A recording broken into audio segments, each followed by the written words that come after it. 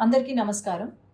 మహావిష్ణు స్వయంభు ఆ తిరుమల కొండలపై వెంకటేశ్వర స్వామి రూపంలో వెలిసి పాపాలను కడిగేవాడు వెంకటేశ్వర స్వామి. అట్లాగే మనం ఏ కోరిక కోరినా నెరవేర్చేవాడు వెంకటేశ్వర స్వామి అని ప్రతి హిందువు నమ్ముతారు. తిరుమల తిరుపతి దేవస్థానం ప్రపంచంలోనే అత్యధిక సంఖ్యలో భక్తులు రావడం జరుగుతుంది. ప్రతిరోజు 30,000 నుండి 40,000 మంది భక్తులు దర్శించుకుంటారు. అట్లాగే అత్యధిక ధనిక దేవాలయం ఏదైనా ఉంది అంటే అది తిరుమల తిరుపతి దేవస్థానం. అలాంటి తిరుమల తిరుపతి దేవస్థానాన్ని దర్శించుకోవడానికి, వెంకటేశ్వర స్వామిని చూడ్డానికి అని చెప్పి నెలల తరబడి వెయిట్ చేసి మరీ దర్శనం కోసం వస్తారు భక్తులు. తర్వాత లైన్లో గంటల కొద్ది క్యూ లైన్లో వెయిట్ చేసి ఆ తిరుపతి లడ్డూ కోసం, ప్రసాదం కోసం అని చెప్పి వెయిట్ చేసి ఇంటికి తీసుకెళ్ళి దాన్ని పూజ చేసి, ఎంతో నిష్టగా పూజ చేసి అందరికీ పంచిపెడతారు. అలాంటి తిరుపతి లడ్డూలో మొన్న ఏదైతే రిజల్ట్ ల్యాబ్ టెస్ట్ ఏదైతే వచ్చిందో, మన హిందువులు గోవుని ప్రతిరోజు పూజిస్తాం.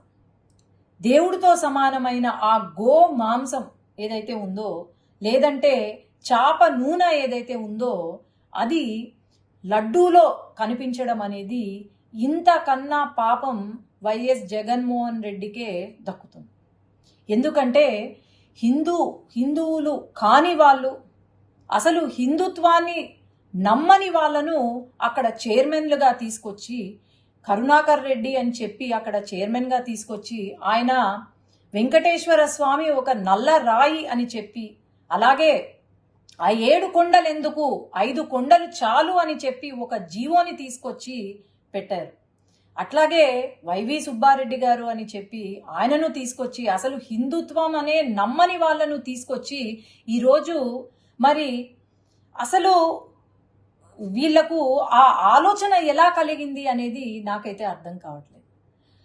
ఎప్పుడో 1857లో సిపాయి మ్యూటినీ అని విన్నాం.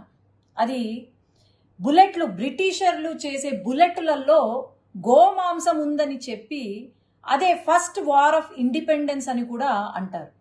గోమాంసం ఉందని చెప్పి చిన్నగా ఒక రివోల్ట్ స్టార్ట్ అయ్యి అది పెద్దగా కనిపించిన బ్రిటిషర్లు అందరినీ కూడా చంపి పాడేసిన దేశంలో ఈరోజు ఇక్కడ లడ్డూలో గోమాంసము, చాప నూనె ఉంది అంటే మరి ఏమనుకోవాలి? మనము ఈ గత 5 సంవత్సరాల కాలంలో మనం గమనిస్తే అసలు గుడులకు వాల్యూ ఇవ్వని ఆ ప్రభుత్వం, వైఎస్ఆర్సీపీ ప్రభుత్వం ఏదైతే ఉందో, నేను చెప్తూనే వచ్చాను.